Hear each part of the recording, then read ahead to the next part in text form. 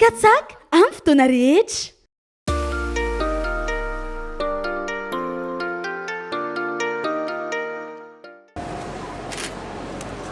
Fokotany 5% izay natao ditongotra ary tsy mbola feno.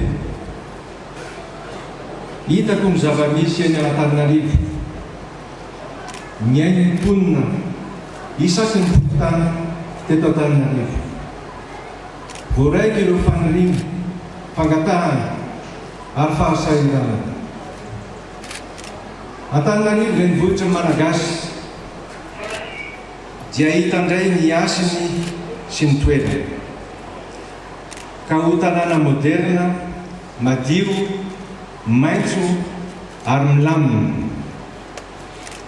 Iara-iasa isika hitondra fiovan'ny fotosaina mba hamerina ny asany soatoavina malagasy, ny firaisan-kiny, ny fiara-miasa ary ny fiara-mientana ho an'ny mponina Antananarivo iray manontolo tsy hakanavaka.